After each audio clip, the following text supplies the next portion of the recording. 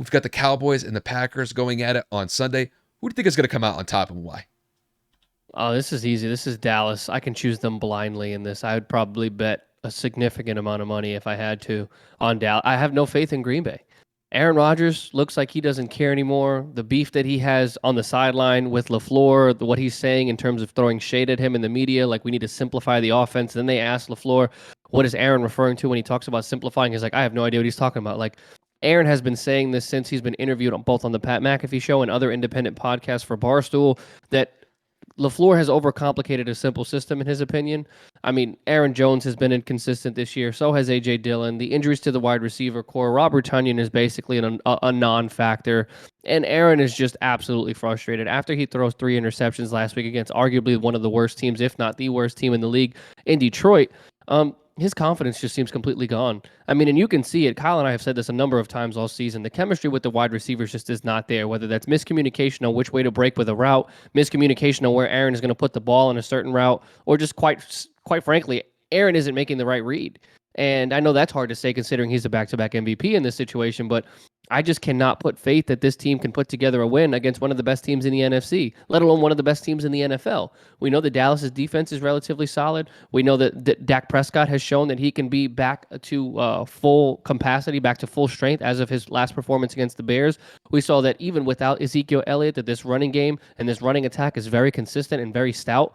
Zeke will be back, so he'll be getting the nod from the knee sprain, but that 1-2 punch, if Zeke can stay healthy, is a solid 1-2 tandem. So I think that Dallas runs away with this one. I think this one can easily get out of hand. Now, I know it's in Lambeau, but I have no faith. It's like repetitive here. I think that Dallas blows them out, honestly. I think this is easily a 14 to 17 point differential because Aaron Rodgers has not been able to keep the ball away from the other team. Aaron Rodgers has been getting hit consistently in ways that he shouldn't. And then, of course, you have Trayvon Diggs, one of the better corners in football.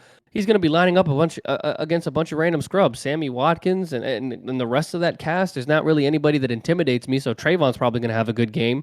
And that limits your options whenever he's lined up on somebody. Well, I can't throw it that way because he doesn't even know what fucking route he's running, let alone throw it in the direction of a ball hawk. So that like locks down one side of the field coincidentally, if that's a word, in whatever, you know what I'm trying to say. It's a coincidence that he can't throw that way, not because the receiver can't catch or the receiver doesn't know the play, but because you have one of the better corners on that side to just say, you know what, I'm just going to leave him over there and I'm going to look this way. I'm in shock that I'm saying I'm picking Dak Prescott over Aaron Rodgers in this particular matchup because that's not a sentence I thought I would have had to say in my lifetime, but here I am picking Dallas to go 7-2 and continuing to chase the tails of the Philadelphia Eagles until they meet again on Christmas Eve. I got Dallas by a lot. Kev, I mean, you basically stole my thunder here. I got the Cowboys in an absolute rout in this Week 10 matchup. It's pretty much how you outlined it. I have no faith in the Packers to do anything consistently on the offensive side of the ball. Kev, they're coming off of a game where they scored 9 points against the Lions. 9. The Lions scored, 15 points in that Week 9 matchup? So it's not like the Lions blew them off the field offensively. You lose a game like that, that's atrocious. And not only that, Kev, the Packers have lost every game, in their last 4 to 5 matchups? It's their fifth loss in a row, yeah. That's just atrocious. And it's like you said, you pretty much outlined it for me as far as I see it. It's just the chemistry issues have just been so staggeringly bad for Green Bay that, to be quite honest with you, Kev, if they're not careful, they could finish in last place in the NFC North. And I never envisioned that scenario. We'll see how the rest of the season plays out. But if they play like this, they're going to struggle to win any more football games for the foreseeable future. And you compare that with the Dallas Cowboys. I mean, the Cowboys are one of the best teams in the NFC this year. And not only that, now that Dak Prescott's back in the fold and you tie that in with what Ezekiel Elliott and Tony Pollard are doing in the ground game, that offense has been extremely consistent. They put up almost 50 points against the Bears in Week 8 before their bye. And Tony Pollard just had a whale of a game, had 3 touchdowns, ran all over that Bears defense. And if the Cowboys are able to win that line of scrimmage once again against this Packers front 4, there's a very good chance that Ezekiel Elliott and Tony Pollard can combine for at least 150 to 175 yards rushing if they desire to run the ball that effectively. It really just kind of depends on what they could do on the offensive line and those personnel hit their blocks. And not only that, I got to kick it to Dallas's defense here. Dallas's defense has been very opportunistic this year. And not only that, with them forcing turnovers, they've been getting pressure consistently on the quarterback.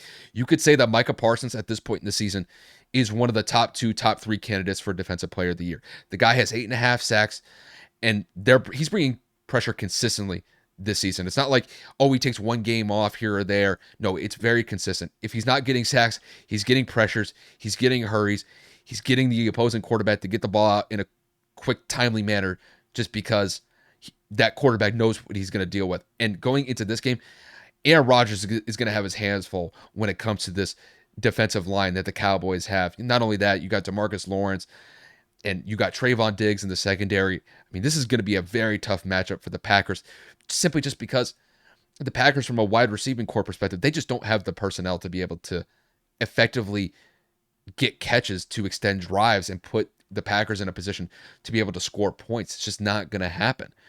So when I see this game playing itself out, granted it is in Lambeau, so there is a little bit of a challenge when it comes to the Cowboys going up to Green Bay, but I think Dallas runs away with this one. I think they win this one by 2 touchdowns.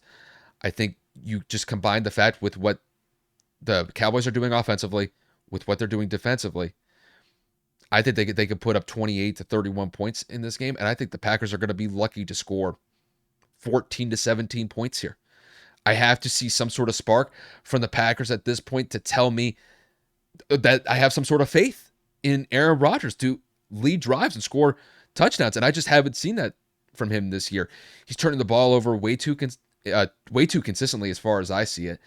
And you compare this year to what he had in his last 2 MVP seasons, he's almost matching the interceptions that he's thrown this year specifically to those MVP seasons, and we're only in week 10. So the Packers are in a really dicey situation. There's a very good chance that they could lose 6 straight games here. And as far as I see it, Kev, we already said that their season was effectively over when they lost last week to the Lions. I think this would just basically confirm it if they lose to Dallas this upcoming weekend. But I don't see any positive way forward here for the Packers. I think the Cowboys run away with this one. They bump up to 7-2 on the season. And I think this is it for the Packers. The Packers lose this game, it's over. We said it last week, and this would just outright confirm it as far as I see it. Because the Packers, I don't think they can effectively win games in this manner. The chemistry issues are just too big to bear at this point, and the Cowboys have been on a roll. So I got the Cowboys all day in this one.